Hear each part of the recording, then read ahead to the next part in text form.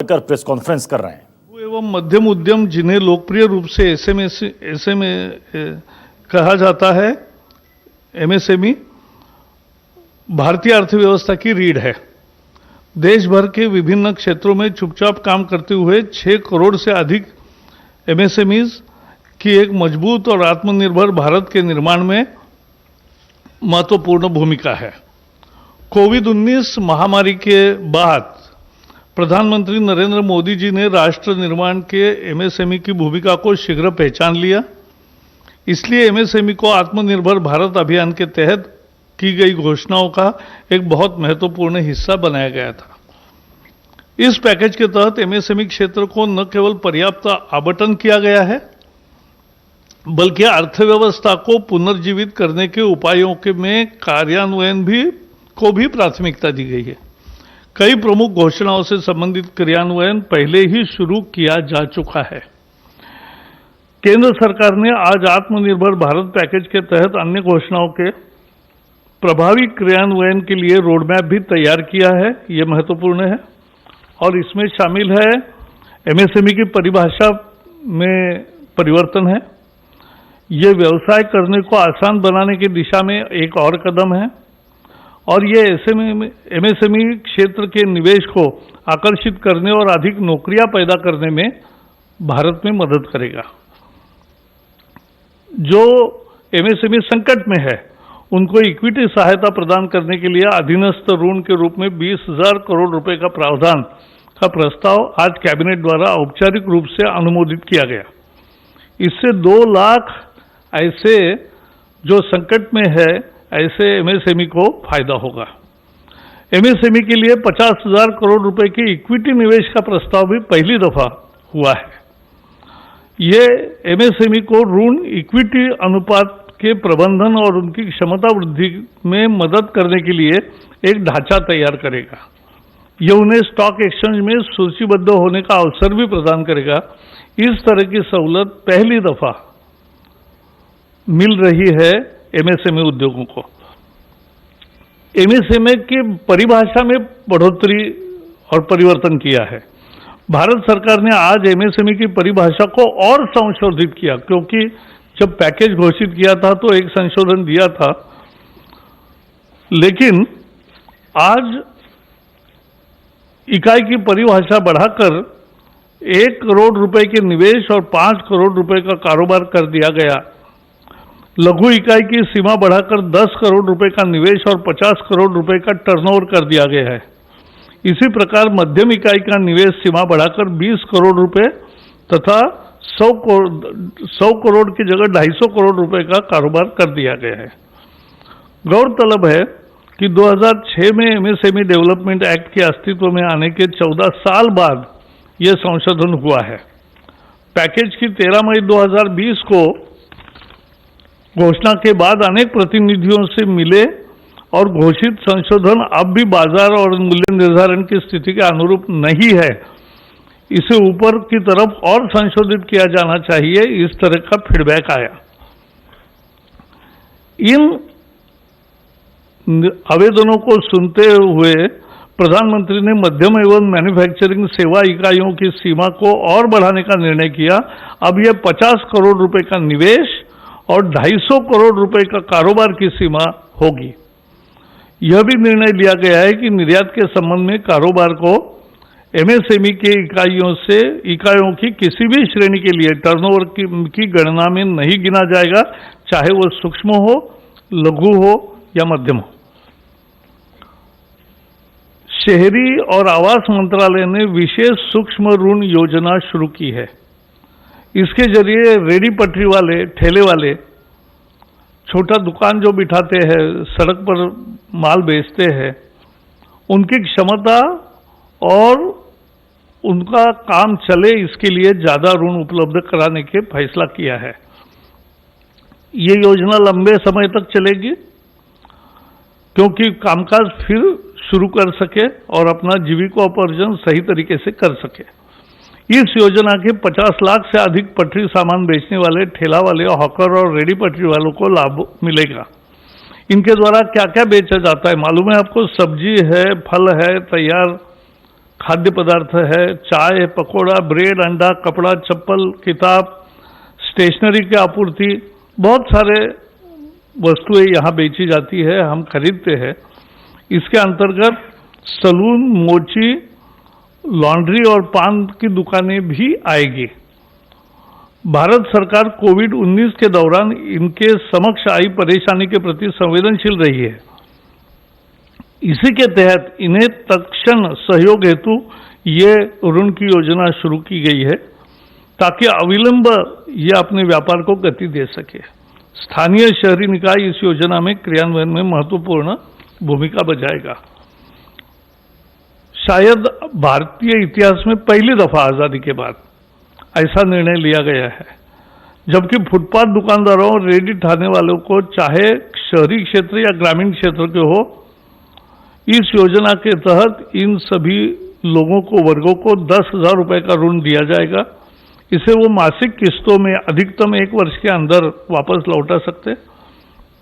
समय पर भुगतान करने को वालों को 7% वार्षिक ब्याज सब्सिडी के रूप में लाभार्थी के बैंक खाते में जमा कर दी जाएगा। इसमें किसी तरह का दंड का प्राविधान नहीं है।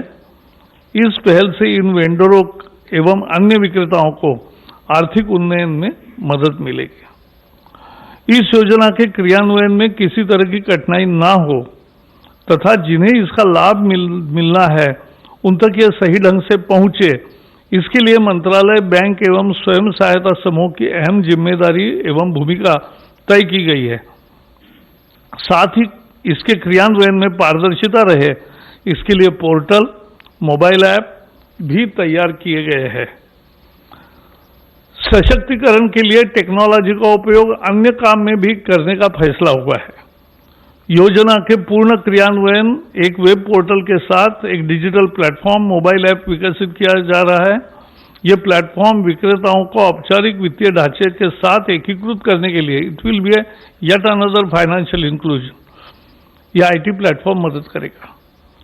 डिजिटल ट्रांजैक्शन को इससे बल मिलेगा, प्रोत्साहन मिलेगा और क्षमताओं के विकास के लिए भी ये राज्य सरकार एवं अन्य एजेंसियों के सहयोग से शहरी विकास मंत्रालय एक क्षमता विकास एवं वित्तीय साक्षरता का कार्यक्रम भी शुरू करेगा, जो महत्वपूर्ण है। सरकार ने किसानों के लिए आज बड़े फैसले किए,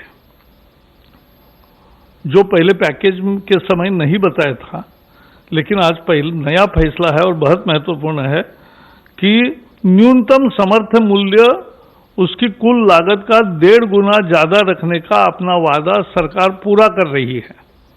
खरीफ फसल 2021 के 14 फसलों के CACP आधारित न्यूनतम समर्थन मूल्य जारी कर दिया गया है, जिसकी जानकारी तोमर जी बताएंगे। इन 14 फसलों पर किसानों को अब लागत का 50 से लेकर 83% तक ज्यादा दाम हासिल होगा।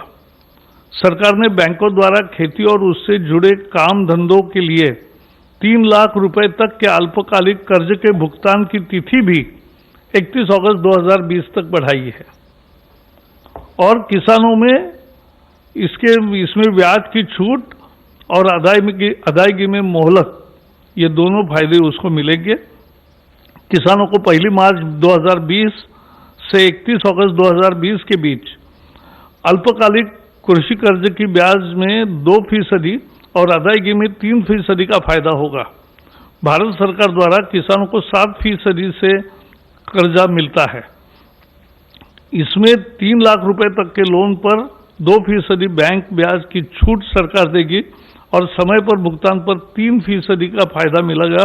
इसका मतलब 4% में 3 लाख तक का कर्जा मिलेगा। किसानों के लिए ये बहुत बड़ी तोहफा है। ब्याज में छूट की योजना किसानों को किसान क्रेडिट कार्ड के जरिए कर्ज सहित अल्पकालीन फसल कर्ज के देने के मकसद से शुरू की गई है।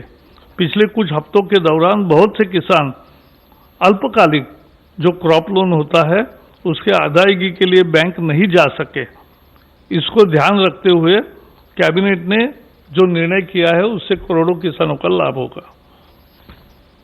गरीब ही इस सरकार की सर्वोच्च प्राथमिकता है और इसलिए कोरोना वायरस महामारी के दौरान लॉकडाउन की शुरुआत से ही सरकार सबसे ज्यादा गरीब लोगों की जरूरतों को लेकर संवेदनशील रही है। लॉकडाउन शुरू होने के बाद 2 दिन में पहला 1,70,000 करोड़ का पैकेज की घोषणा हुई।